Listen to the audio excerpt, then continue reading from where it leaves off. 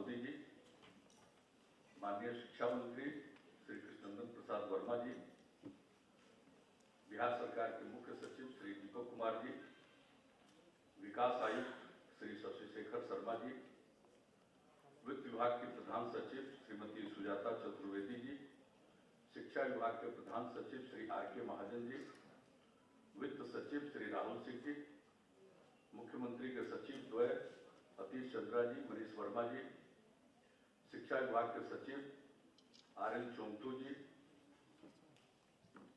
बिहार राज्य वित्त निगम के मुख्य कार्यपालक पदाधिकारी सह प्रबंध निदेशक जयंत कुमार सिंह जी,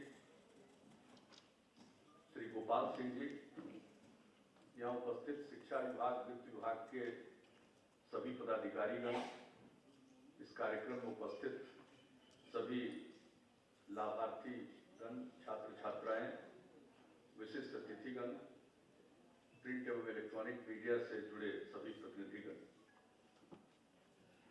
मैं वित्त विभाग को विशेष तौर पर और शिक्षा विभाग को बधाई देता हूं कि उन्होंने स्टूडेंट कार्ड योजना का बहुत ही बेहतरीन ढंग से फिर से कार्यारंभ कर दिया है।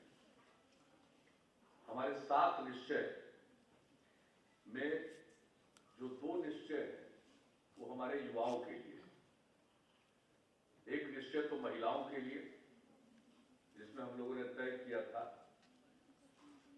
कि बिहार के सभी सरकारी सेवाओं में महिलाओं को 35% का आरक्षण दिया जाएगा, और वो फरवरी 2006 में लागू हो गया और अब तो बड़ी संख्या में महिलाओं की नियुक्ति भी हो रही है।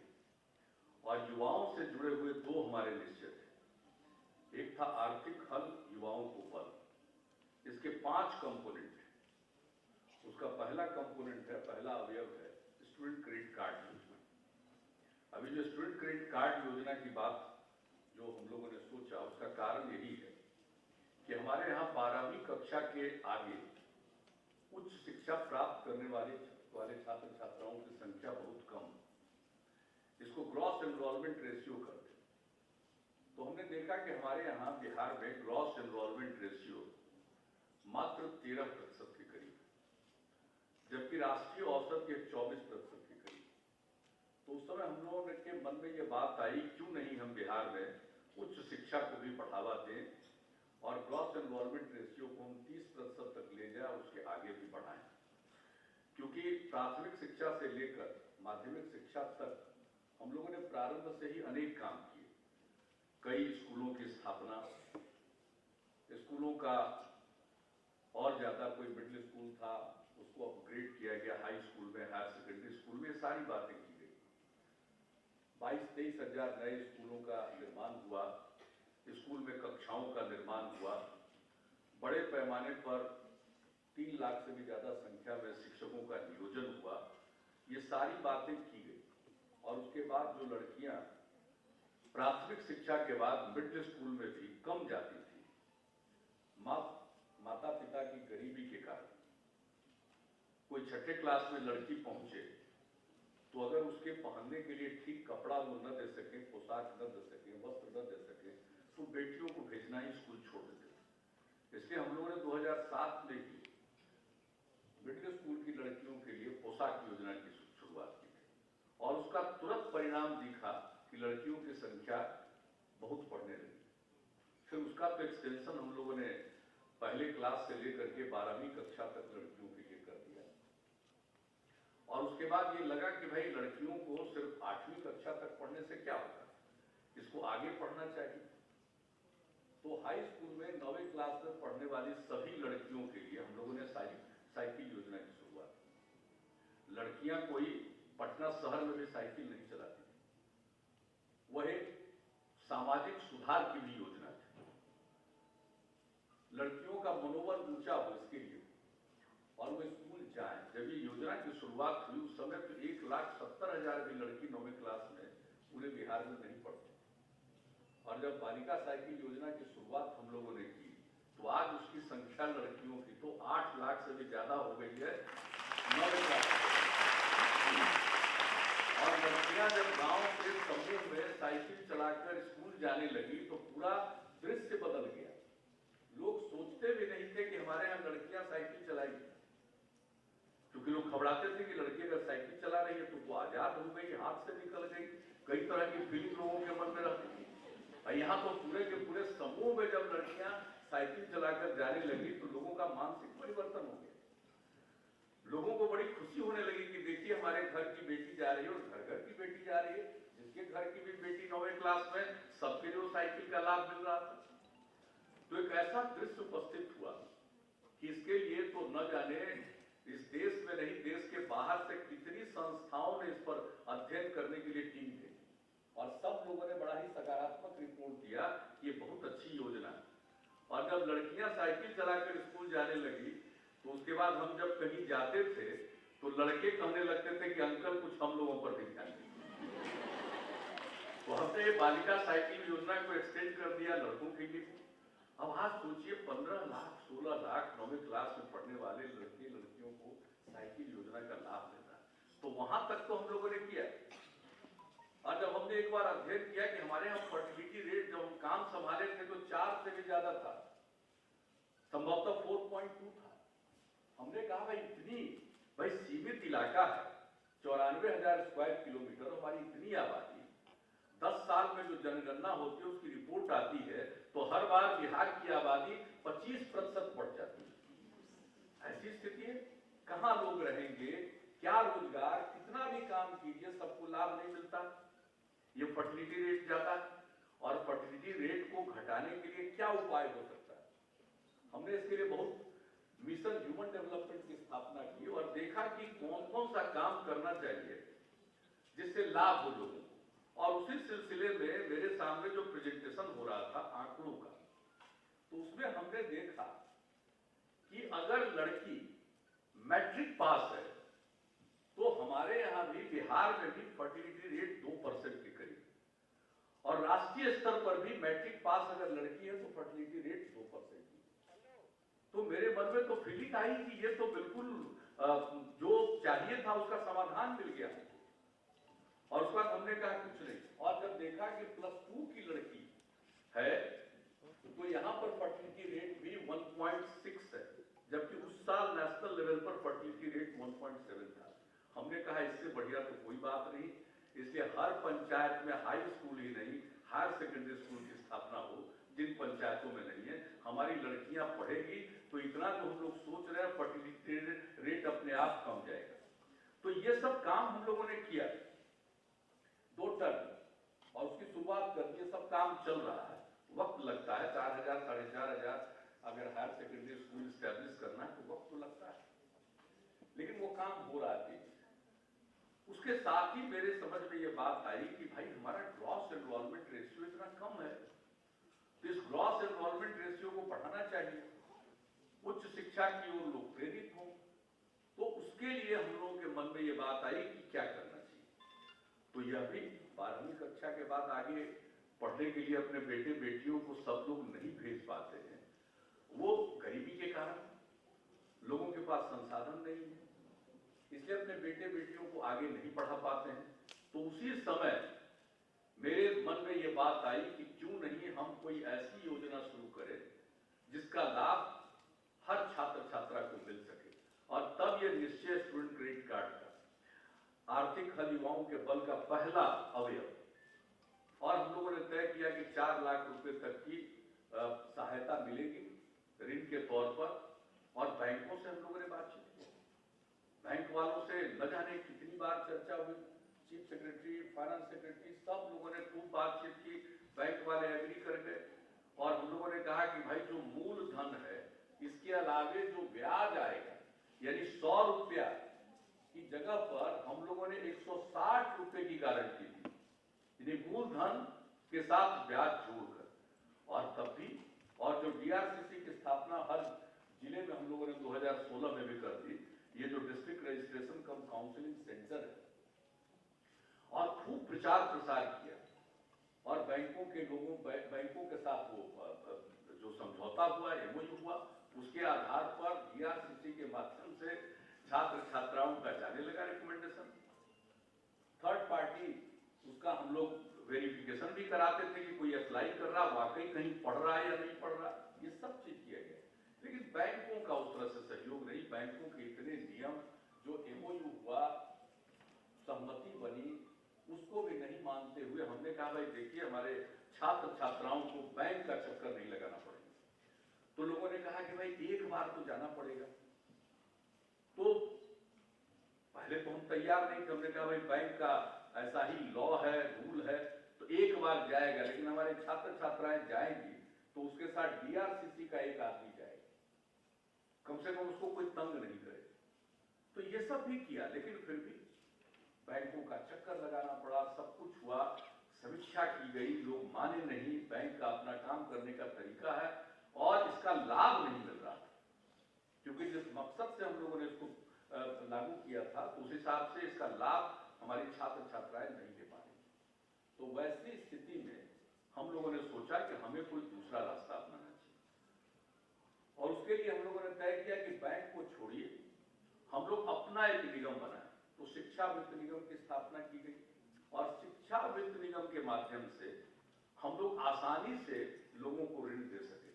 और यह भी तय हो गया कि मात्र 4% का ब्याज लगेगा छात्रों को और 1% का ब्याज दर होगा लड़कियों को, छात्राओं को, और जो भी ट्रांसजेंडर है उनको भी, कोई दिव्यांग है उनको 1% ही लगेगा और बाकी 4% छात्रों को। तो इस प्रकार से और साधारण ब्याज दर। तो ये बात हुई और फिर हुआ कि नहीं साहब, जब पढ़ ले और कहीं उसको जॉब मिल जाए तब वो वापसी उसकी शुरुआत। और फिर हमने आपस में बातचीत की कि देखिए हमारा मकसद है कि लोग पढ़े और आगे बढ़े, इसलिए हमने यह भी किया कि इसको सरल बनाना चाहिए। और हम लोग मन से ये निर्णय भी ले चुके कि अगर कोई इतने सहज ब्याज दर पर भी और सहज योजना में भी ऐसी स्थिति हो कि वो ऋण की मूल राशि लौटाने की स्थिति में नहीं है तो हम उसको भी माफ कर देंगे। उसके लिए हमको सोचना नहीं है, लेकिन मेरी इच्छा, हम सबों की इच्छा है कि हमारे बच्चे पढ़े, हायर एजुकेशन की तरफ जाएं। और उसमें पहले देखा जाता था कि साहब जो टेक्निकल एजुकेशन में जाते हैं वही ज्यादा लेते हैं। हमने कहा कि सिर्फ टेक्निकल एजुकेशन के लिए नहीं है, ये जनरल एजुकेशन के लिए भी। कोई अगर बीए करे, बीएससी करे, उसको भी मिलना चाहिए। हमारी तो इच्छा है कि लोग ग्रेजुएशन करें, पोस्ट ग्रेजुएशन करें, आगे पढ़ें, उस मकसद से हम लोगों ने किया है। इसलिए इसमें और ज्यादा क्लैरिटी लाकर, स्पष्टता लाकर ये जो शिक्षा वित्त निगम की स्थापना करके योजना लागू की गई है। और मुझे खुशी हो रही कि पहले बैंक के माध्यम से था तो बहुत कम संख्या में एप्लीकेशन आता था, लेकिन अब पर्याप्त संख्या में एप्लीकेशन आने लगा है और डीआरसीसी के माध्यम से और अन्य माध्यमों से भी हम लोग निरंतर इस बात का प्रचार कर रहे हैं, हर कॉलेज में, हर स्कूल में जाकर कि भाई आगे पढ़ना है तो इसका लाभ आप उठाइए।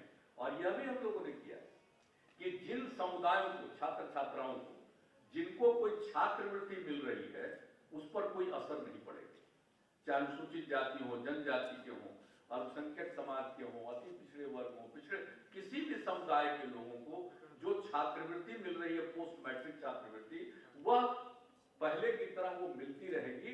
उसके अलावे वो इसका लाभ लेना चाहते हैं तो इसका लाभ ले सकते हैं। तो ये सबों के छात्रवृत्ति से इसका कोई संबंध नहीं, छात्रवृत्ति अपनी जगह पर। छात्रवृत्ति से उनकी पढ़ाई पूरी नहीं हो सकती है, उसको अतिरिक्त धनराशि की जरूरत है और उनके अभिभावकों के पास इतना पैसा नहीं है कि अपने बच्चों को पढ़ा सके, तो इसका लाभ लोग ले लेंगे। तो स्टूडेंट क्रेडिट कार्ड योजना की आर्थिक हल युवाओं को बल के नाम से जो शुरू किया गया, ये पहला कंपोनेंट है। इसके अलावे जो आगे नहीं पढ़ना चाहते हैं, वो नौकरी की तलाश में, रोजगार की तलाश में, तो उनको 2 साल तक 1000 रुपया महीने का स्वयं सहायता भत्ता हम लोग देते हैं, स्वयं सहायता भत्ता योजना। इसके अलावे जो कोई काम करना चाहता है उसके लिए कुशल युवा कार्यक्रम, उसको भाषा संवाद हो, वो हिंदी के साथ साथ कुछ अंग्रेजी बोलना सीख ले। इसके अलावे व्यवहार कौशल, कंप्यूटर का ज्ञान, आज के युग में साक्षरता तो अपनी जगह पर है, लेकिन उसको कंप्यूटर को पर ऑपरेट करने नहीं आता है तो साक्षर नहीं रह जाता। आज जितना ज्यादा कंप्यूटर का इस्तेमाल हो रहा है, इसलिए कुशल युवा कार्यक्रम में हम लोगों ने शुरुआत की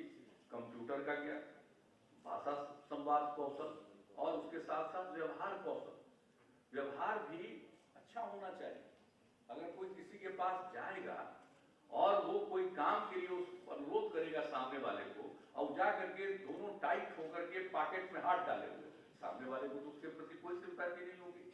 अब वो विनम्रता से कोई बात कहेगा तो सामने वाले को तो बड़ी सहानुभूति होगी। इसलिए व्यवहार कौशल भी उसका अंग है। तो यह भी काम हम लोगों ने शुरू किया। और आज जानते ही हैं इंटरनेट का दौर है, इसलिए वाईफाई की कनेक्टिविटी हर एक सरकारी विश्वविद्यालय में हो, सरकारी महाविद्यालयों में हो, वाईफाई की कनेक्टिविटी, ताकि उसका लाभ लोग उठा सके। और इसके अलावे जो उद्यमिता एंटरप्रेन्योरशिप जिन युवाओं में है, उनको प्रोत्साहित करने के लिए भी वेंचर कैपिटल फंड की स्थापना हम लोगों ने की। तो यानी युवाओं के विकास के लिए आर्थिक हर युवाओं को बल के अंतर्गत ये 5 कंपोनेंट, और जो पहला कंपोनेंट है स्टूडेंट क्रेडिट कार्ड, आज उसको लॉन्च करने की योजना है। मुझे बड़ी खुशी है।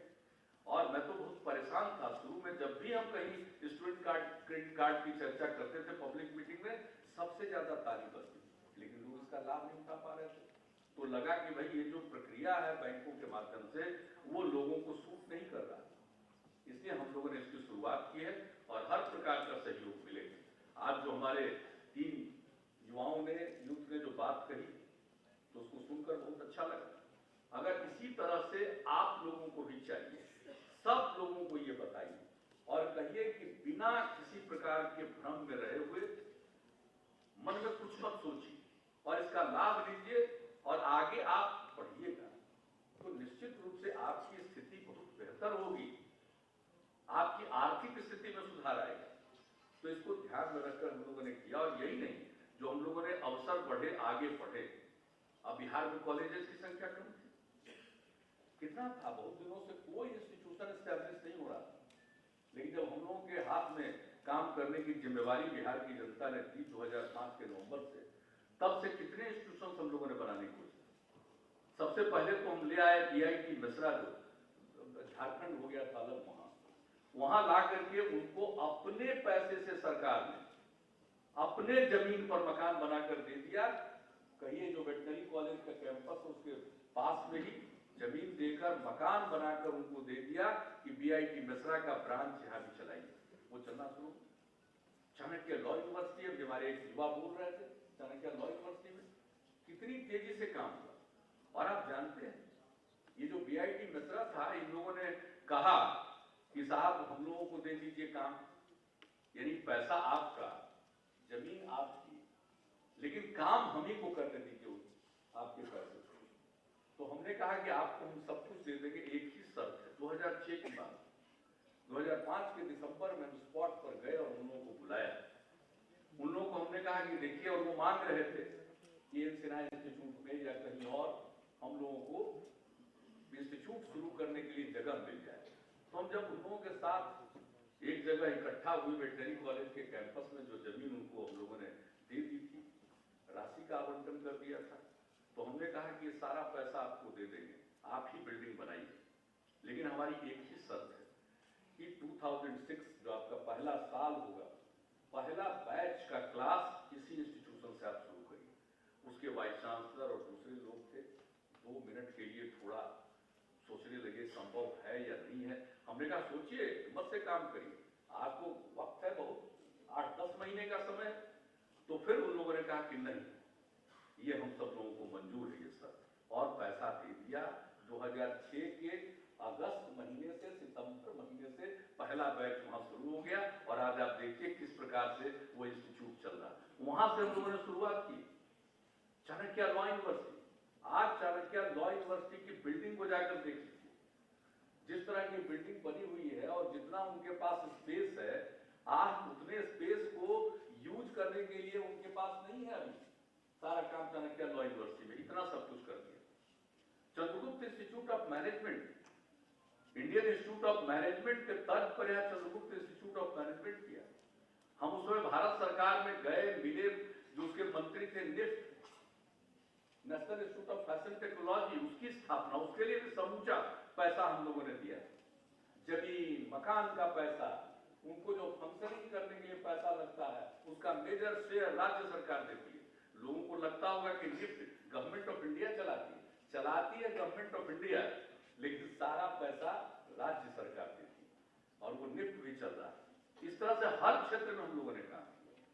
और फिर यूनिवर्सिटी बनाने की बात, तो तो हमने कहा नॉलेज यूनिवर्सिटी यहां बनाना चाहिए, ज्ञान विश्वविद्यालय की स्थापना होनी चाहिए। तो आर्यभट्ट ज्ञान विश्वविद्यालय की स्थापना। तो एक एक तरह के इंस्टीट्यूट, और फिर मेरे मन में था, वो तो पहले करवा चुके थे, बीसी पटना में हम पढ़ते थे, वहीं के प्रोडक्ट हैं।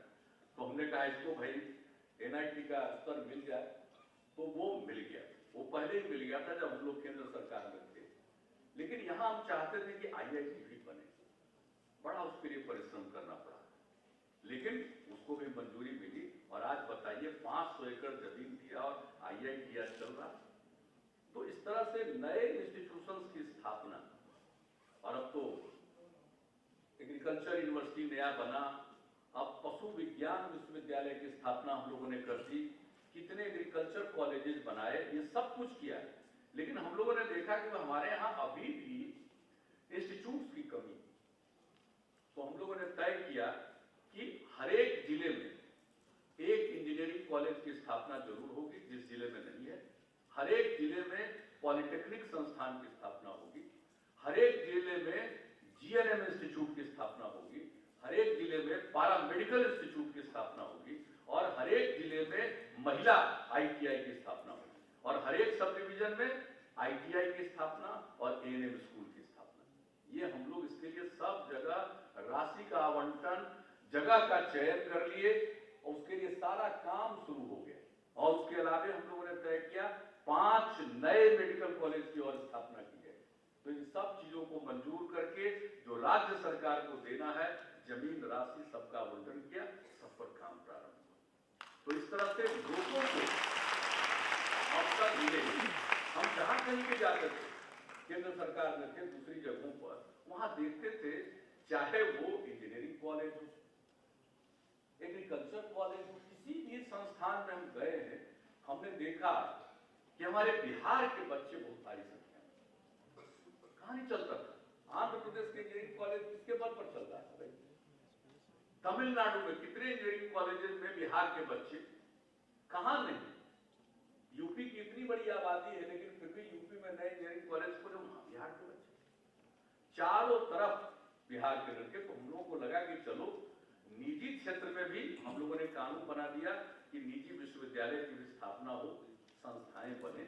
लेकिन साथ साथ हम लोगों को लगा कि सरकार की तरफ से हर जिले में इंजीनियरिंग कॉलेज बन जाए।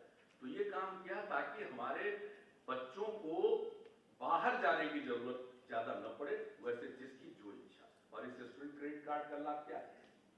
कहीं भी पढ़िए बिहार के, और बिहार के हैं, लेकिन अगर बगल के राज्यों में आप पढ़े, चाहे पश्चिम बंगाल में पढ़े, या हम लोगों का पुराना हिस्सा था जो झारखंड, वहां पढ़े, या यूपी में पढ़े, इन जगहों से भी आपने मैट्रिक वगैरह पास किया है और बिहार के रहने वाले हैं, उनको भी स्टूडेंट क्रेडिट कार्ड का लाभ दिया जाएगा। पहले था कि बिहार से ही आप पास किए तभी लाभ मिलेगा। फिर हम लोगों को लगे कि नहीं, ये जो हमारा बॉर्डरिंग इलाका है, उसमें तो कोई पश्चिम बंगाल में पढ़ता है, कोई उत्तर प्रदेश में चला जाता है, कोई झारखंड के स्कूल में पढ़ने चला जाता है, बिहार का हो, पढ़े वो कहीं, मैट्रिक पास किया है, +2 किया है, उनको ये लाभ मिलेगा। और देश में कहीं भी पढ़ रहा बिहार का है, उसको इस योजना का लाभ मिलेगा। इस तरह से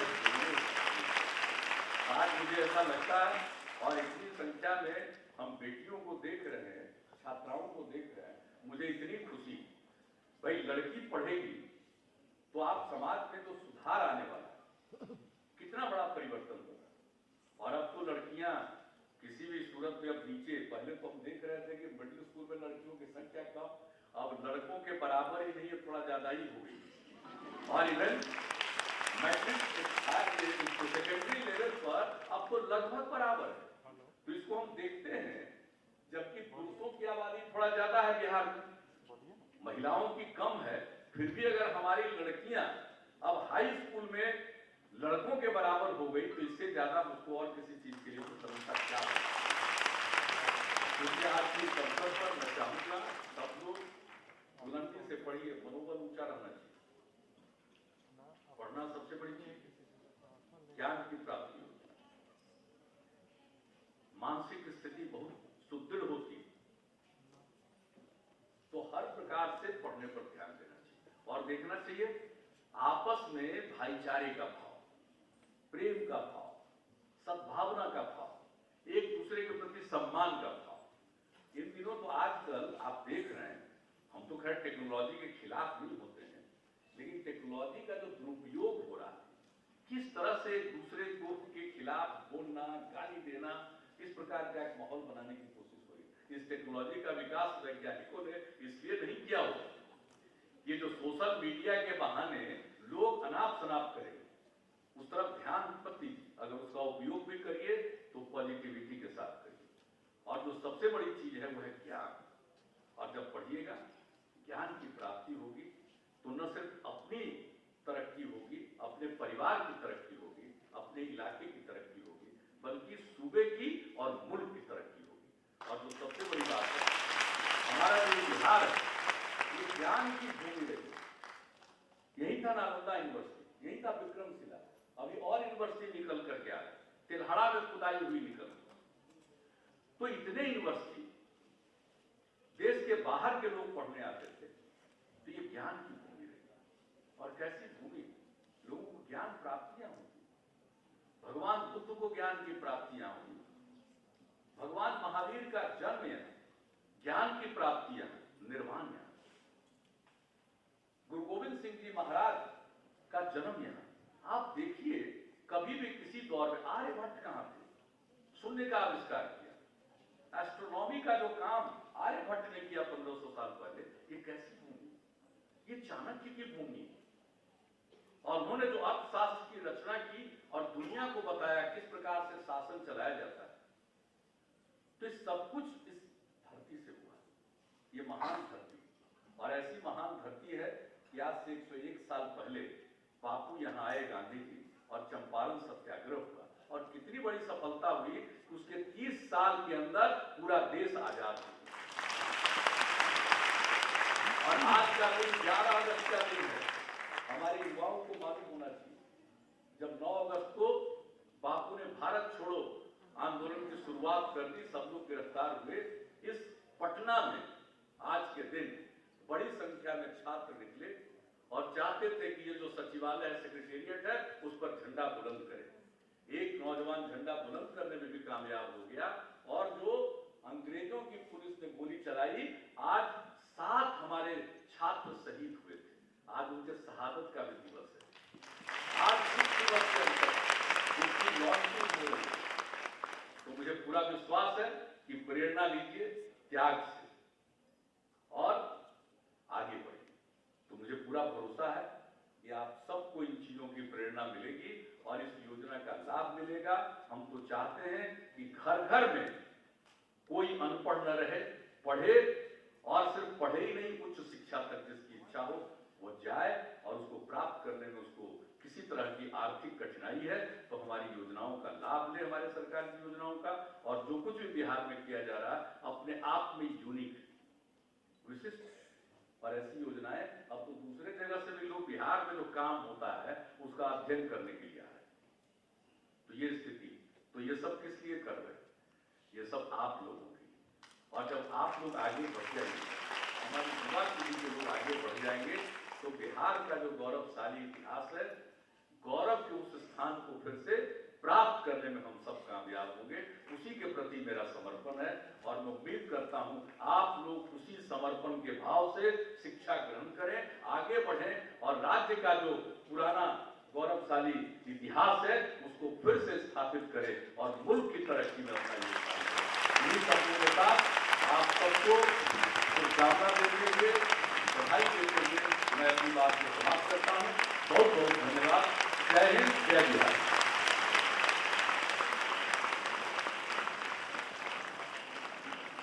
सचमुच आज माननीय मुख्यमंत्री